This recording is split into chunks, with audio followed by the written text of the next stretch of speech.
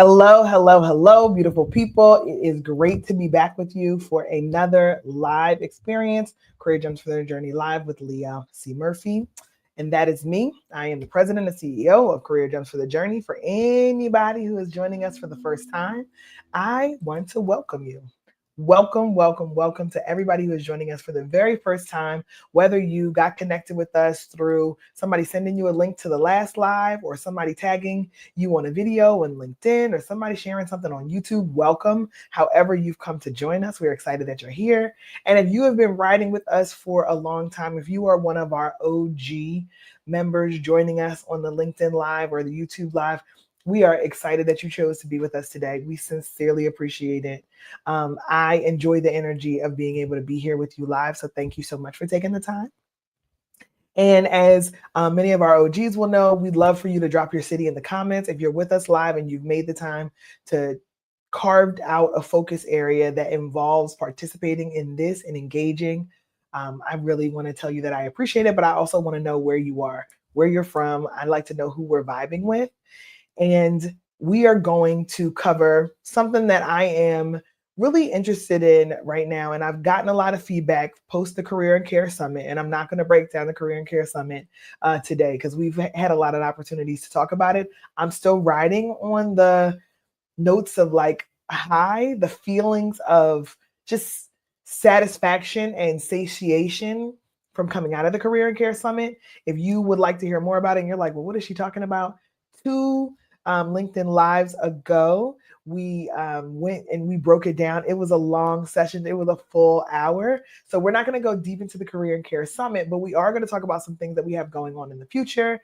And we're also going to talk about some things that we are working on in the background. But before we get into that, I'm going to welcome some folks. So it looks like Crystal is joining us from Philadelphia and Elizabeth Freeman is joining us from Anchorage, Alaska. Welcome. Welcome. This is the first time that Elizabeth has joined us. So welcome all the way from Anchorage, Alaska. I love that for you. I love that you're able to join us live. I love that for me too. And Crystal has been one of our OGs. So I love when OGs and new folks to the platform get to be able to be here together because it makes all the difference in the community that we're able to create. So I'll tell you just a little bit about what we talked about last week. Last week, it was really the kickoff to Q1. So we broke down what happened in Q1, all the things that we tested out, all the things that we were looking to learn and areas that we were looking to grow. And then I had some thoughts. I had some follow-up, some things that I wanted to share with you, things that I believe each of us have the opportunity to be able to apply to our life if we really get into action. And I also love to take these quarterly indications of things to celebrate, things that we look forward to, pat ourselves on the back, shout ourselves out for doing really great work. So that was what we talked about last week. If you're looking for that, you can hit up my LinkedIn and you'll see the link to the recap. And that'll give you a chance to just listen to that episode if you want to learn a little bit more. So coming out of that, we talked about the Career and Care Summit. We talked about Q1. Now I'm digging deep into some of the DMs and messages that you all have been sending in areas that we are looking to expand our horizons on.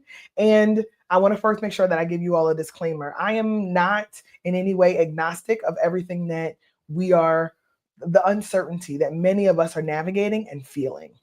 There's lots of uncertainty that's coming down from the federal level. Lots of corporations are making, choices or, going behind closed doors to figure out what's next and what's the next phase for them. So those are things that are out of our control, right? And when they're out of our control, sometimes that can cause frustration, nervousness, anxiety, lots of feelings. And what I love to do at those times when I have those feelings, because I have feelings of concern, right? For not just for my own business, but overall for what the country is going to be navigating going forward with all of these things kind of hitting at the same time, directly impacting individuals' financial future and employment future. So when you're navigating all of that, I try to tell us, and I try to tell myself, control your controllables. I try to really encourage to control our controllables and to maybe filter down a little bit as we think about curating our intake. Taking in all this new information on a consistent basis about things that are changing at a rapid pace may be what's causing us to feel even more stuck sometimes. So trying to decide what's a great source of news and information that I can use consistently. How do I get a portion of that is digestible, and then how do I move forward on what I have going on for my own future, where I can control my controllables. So I talked about that a couple weeks ago. I'm going to be reminding us of that for a long time, that we're focusing on controlling our controllables, and we're making sure that we're taking in information that we can use and do something with, not taking in an overwhelming amount of information that will cause us to feel stuck or angst or lots of stress. So for me, when I think about, all right, I'm breaking it down, I'm trying to figure out controlling my controllables, I start to think about great experiences and opportunities that I'm trying to cultivate and create for myself and for my clients.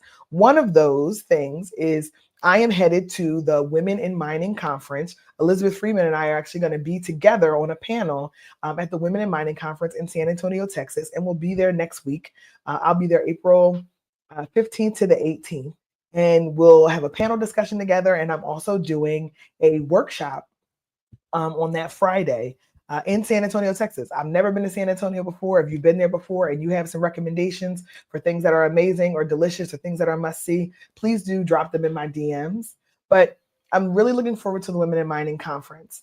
And you all will know that not only did I plan the Career and Care Summit, which was an event that we executed here in Philadelphia, I believe that conferences can be exactly what we are looking for. Sometimes I think conferences provide an environment where you are in rooms with people who are like-minded. You are also in rooms with people who have similar interests, and it could be just what we need to get unstuck in our thought process or in our career development and in our networking. So I love going to conferences. I love being in community with just other talented, capable individuals that are ambitious and inspirational, or that are focused on their overall well-being. I just love being in spaces where people can transfer ideas, concepts, and even energy with one another. So I'm thrilled and really excited to be headed to the Women in Mining Conference. So with that, I started to think, what do I need to do in order to just optimize the experience, to get the most out of the experience? I need to make sure that I do a fair amount of preparation so that once I show up there, that preparation can really guide me to have a fantastic experience. I'll tell you a quick story. I went to a conference maybe 2 years ago, and I went to the conference strictly based on it sounded good. It was in a city that I thought I could have great access to. I had some friends there. So I used the conference as an opportunity to like drop into Atlanta. I went to the conference. I did not do my pre-research. And I remember walking the floor to the conference feeling aimless, walking up and down aisles, hundreds of people, lots of things happening, lots of shiny objects, lots of swag and things that I didn't really need to use.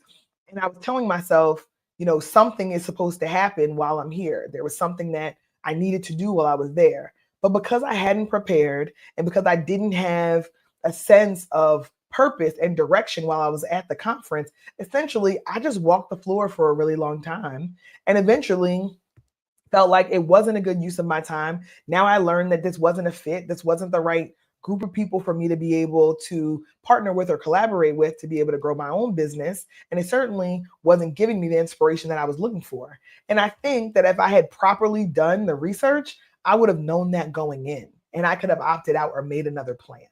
So sometimes the idea is you just need to show up and you just need to be in the room when you know the room is going to be filled with the kind of people that you want to exchange ideas and information and energy with.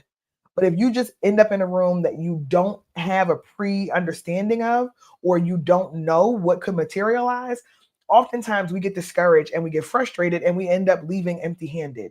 Not that the event was a failure, but that you were not aligned to the event and you didn't have a clear desire for what you wanted to get out of it. So I am making sure that I am not doing that for the Women in Mining Conference. And I want to share with you all some of my thoughts as I prepare, as someone who is a lover of conferences, a veteran of a number of national and international conferences. I absolutely love them, but I still have to do the work to be able to prepare.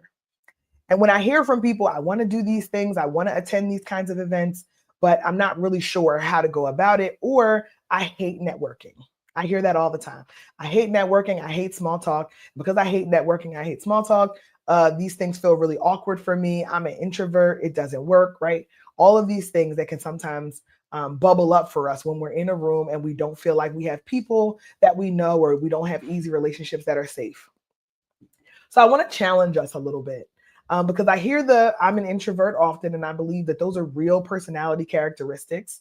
And I think introverts are absolutely brilliant, just as brilliant as extroverts and anyone else. So I don't believe that there's a limitation on your ability. I believe that you have to have a strategy to be able to go in order to extract value from the experience as well as contribute value to the experience. So if you're someone who says, I hate networking, I don't like it, I don't want to do it, it feels standoffish for me, I want to challenge you. And I want to challenge you with a question. And my question is, do you hate networking, or are you uncomfortable talking about yourself and your accomplishments? Do you hate networking, or are you uncomfortable talking about yourself and your accomplishments? Maybe because you never learned how, maybe because you've been told that that is an unacceptable way to behave. I've heard a lot of women explain it that way, that bragging is something that they have been told not to do or they've been admonished for. And because of that, now they tend to want to hide, or they want to stay in the background in a lot of situations because they don't want to brag. And I'm here to tell you that that mindset is potentially what's blocking you from having amazing in-person experiences and building your network. Because in order to experience conferences, summits, events, you have to be willing to be a little bit vulnerable, introduce yourself, start a conversation with someone that you don't otherwise know. But it also is a richer conversation if you begin to share things that are of substance, things that you're interested in, things that you're passionate about. But it also requires you to listen and listen to the other person and kind of improv what is a real-time conversation. Now, every conversation is not going to be a home run, but there are opportunities for you to exchange, like I said earlier, ideas and experiences, and really energetically have an experience with someone at a conference that could really set you into the stratosphere. That could be the person that you want to work with, the person that you want to start a business with, the person you want to collaborate with, the person that is just the right connector to be able to help you finance what's next for you, or the opportunity for you to get into that program or that school or that organization that you're looking for. So the willingness to be able to be in the room is the first step. And I love that. And I would love to encourage more people to take a step out of their comfort zone and to join more in-person experiences so that you can have what the room has to offer. But it requires you to network. It requires you to get comfortable talking about yourself, talking about what you've accomplished, talking about what you do, asking really thoughtful questions, leading with curiosity so that you can engage with people. So, what does that look like? A lot of times people will say, I don't want to start, I don't want to have a cold conversation with someone because it makes me feel awkward. So, I wanted to give you a couple of tips that I recommend if you are going into a space where you don't know anyone or you don't have any connections. I always want to start with going to the space as early as possible so that you can show up there and it begins to calm your nerves a little bit. When we're rushing and we're waiting till the last minute, or we're getting there and there's only 10 minutes left, our adrenaline is running high. And, I'll be honest with you guys, I'm a sweater. I sweat. So if I'm running late or I'm already nervous or I'm already feeling anxious, now I'm sweaty on top of it. Now I have to mop my brow. Now I have to, dab my upper lip. Now I have to get myself together before I can show up. So if anybody else has outward demonstrations of when they're nervous or when they're uncomfortable or when they're frustrated, go ahead and drop a heart in the comment section or drop a heart in the chat, because I think we all recognize there are things that we can do that would make certain experiences more comfortable for us, but sometimes we just need to formulate the plan and it has to be worth our while.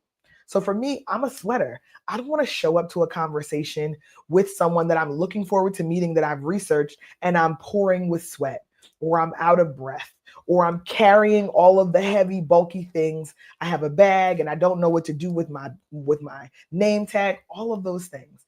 Getting to the space as early as you possibly can so that you can be as calm and relaxed as you possibly can, knowing that you're going to feel a little bit of nerves and discomfort because you're in a new space and you're experiencing new people. Get there early, do a lap. Take your time, walk all the way around the room, make a note of where cold water is or where food might be or where the bathroom and exits are. Get a lay of the land. While you're doing this, you are literally telling your nervous system, it's safe to be here. I can be calm. And it gives you a chance to be able to show up in the space as the best version of yourself, not the frazzled, overwhelmed, sweaty, carrying too many bags, don't know where to put my coat version of yourself. So I really encourage folks to think, show up as early as you can and get comfortable. Get a lay of the land, make mental notes for yourself of things that would be helpful for you, right? Maybe you do need a glass of water when you first arrive because the temperature changed from inside to outside. So you need to get that glass of water. Don't talk to anybody till you get the glass of water. That's okay.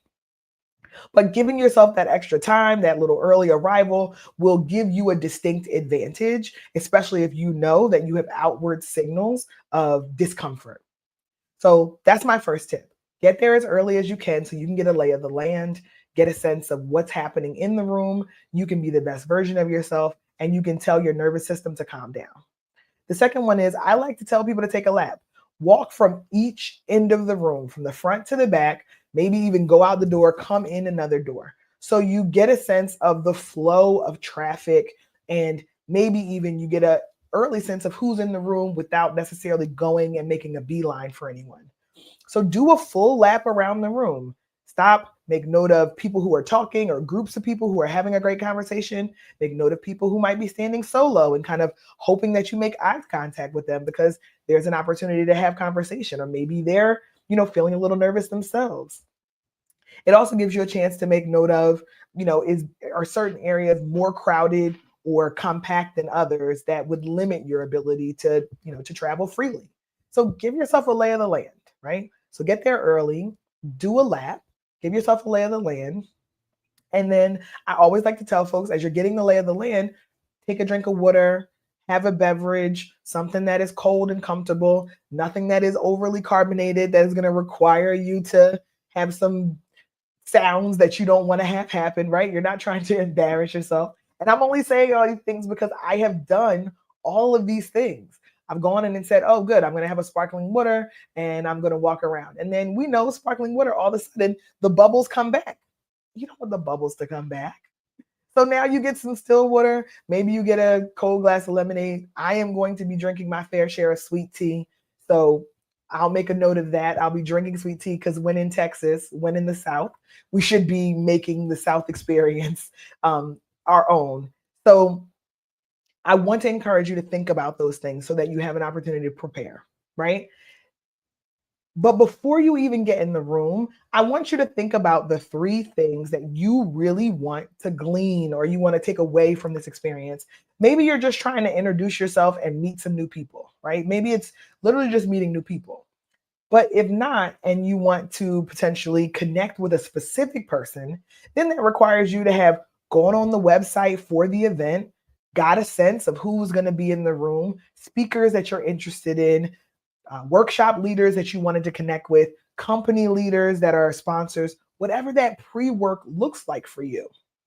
So if you've done all of the pre-work and you get there early and you get your lap, you get a sense to say, are the people that I am interested in connecting with real intention, are they here?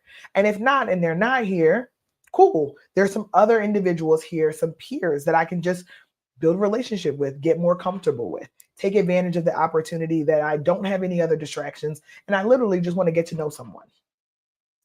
Getting to know someone requires you to lead with curiosity, to lead with, tell me a little bit more about you. Are there any hobbies or interests that you have, right? That's like, the general talk about the weather, but you can always start with what brings you to the conference?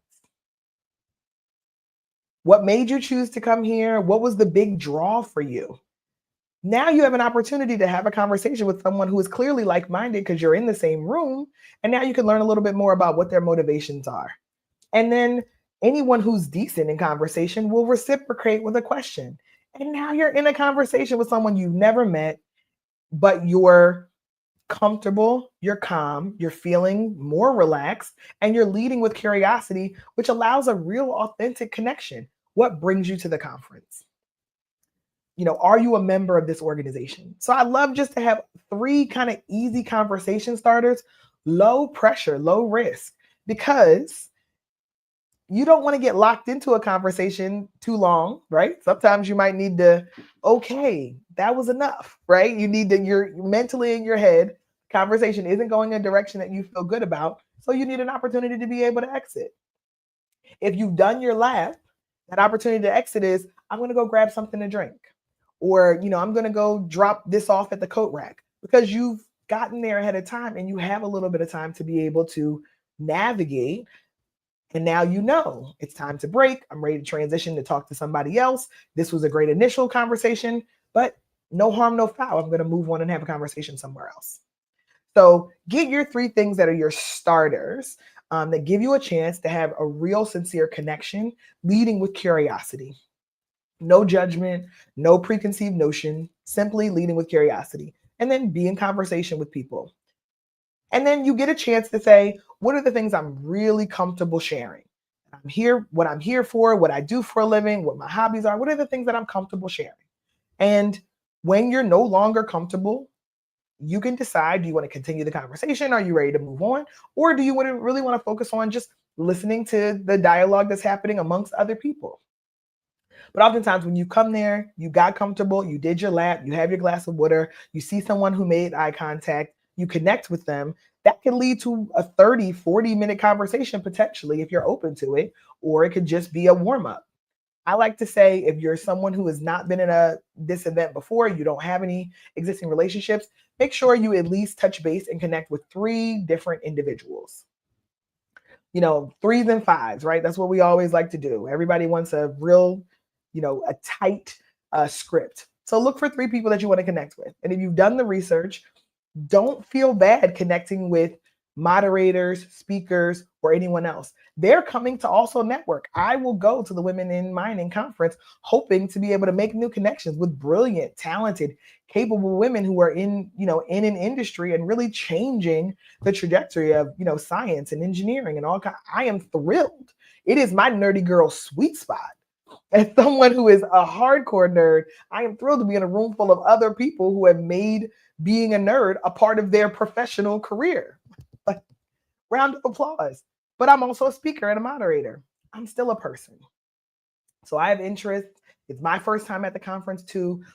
Oftentimes we're on a much more level playing field than we realize, and we make things a little bit more complicated and uncomfortable than we have to be by telling ourselves stories. Whatever the story is you told yourself, I try to really encourage a neutral perspective. Going in with a very neutral expectation. I want to connect with 3 people.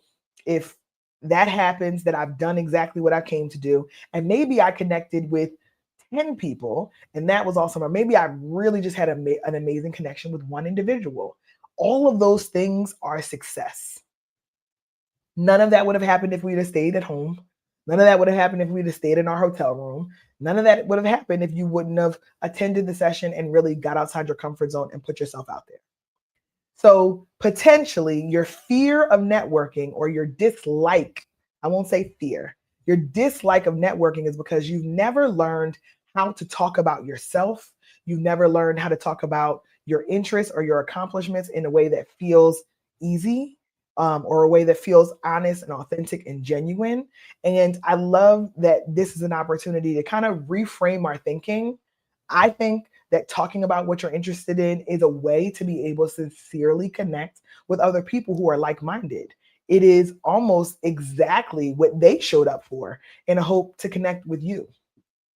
So as I think about going into the conference, and I think about making these connections and relationships from the Women in Mining conference, and I think about all the other events that I have coming up this year, I believe each one of these opportunities is a chance for me to have a genuine experience by leading with curiosity and leaving this event with a new person that is a potential collaborator, a potential partner, a potential inspiration, a mentor, all of these areas that I've identified in my life that I'm looking for growth, or I'm looking for inspiration, or I'm looking for partners, collaborators, thought leaders.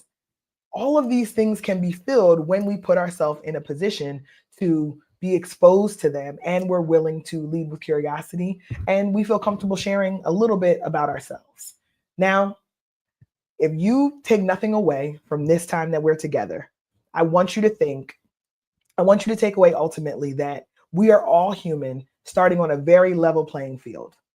Do not tell yourself any stories that this person or this experience is so different from someone else, because someone else is telling themselves the same story. Someone else's flight got delayed, someone else baggage got lost. We're all just living in a human experience. So if we can remind ourselves that we're all human and we're just showing up to these events and in-person engagements looking to be able to build connection and build community, then it gives us a chance to have genuine interactions that are led by curiosity.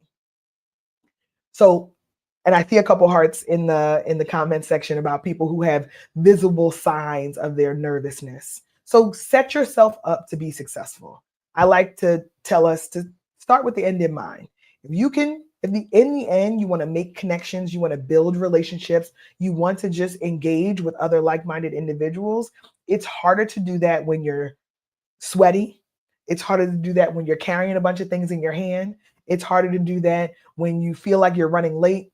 It's harder to do that when you're starving, when you're hungry, thirsty, and everything else, but you still want to try to make the most of the experience. So just take care of your physical needs as best you can before joining into the environment. It will literally transform your ability to have an engaging experience in the room. Take care of your physical needs. Get there early, do a lap, drink something cold, have a beverage, put your things down, hang your things up wherever they need to go. Give yourself a chance to really have a good experience. Because none of us want to be in our worst state and frazzled and then having an interaction with somebody else. So set yourself up to be successful. We're all people just navigating this. And thinking about networking, I'm going to go a little bit deeper into a series of how to talk about yourself in a way that feels authentic, and in a way that feels like you could make a genuine connection. There is some unlearning that we're going to have to do as we go into this series. Unlearning of what is bragging, unlearning of that there are limits, or that there is some kind of a script that needs to be had as you're going into these interactions. I don't believe that that is absolutely necessary. I personally think that bragging is something that oftentimes has a negative connotation. But the truth of the matter is, the people who can speak about themselves and about their work are the people who get great opportunities, are the people who are introduced to other individuals, and that, you know, carry through a networking experience. If you can't express the value of what you bring to the table, or your own interests, or your unique ideas, or your unique point of view, if you can't communicate that in a transparent way that feels succinct, then you're going to struggle in the interaction. And if you can do that work with me ahead of time to avoid struggling in that interaction, then normally those connections that you make are going to feel better for you because you've done the work ahead of time. So we're going to go into a whole series of talking about what's important, talking about what you've done, but also being an excellent listener in these interactions so that you can send all of the right signals that you're someone who is engaged and someone who others are going to want to be engaged with, because that's what networking really is you are interested in meeting and connecting with new people and navigating where the relationship takes you, and other people are interested in doing the same with you, that it's a reciprocal relationship. And if we can get to the place where we can talk about ourselves, be excellent listeners, it kind of takes the sting away from networking. So I think that bragging is a thing of the past. I think that is something that, you know, little girls in elementary school may have been told, certainly in my generation, not bragging. It's not bragging when you're telling the truth. It's not bragging when you're looking to have a sincere connection between two people. So I'm looking forward to starting this series with you. If you will be at the Women in Mining Conference in San Antonio, please stop by. Say hello to me. I am just a human. I am looking forward to connecting with so many brilliant, talented, and capable women.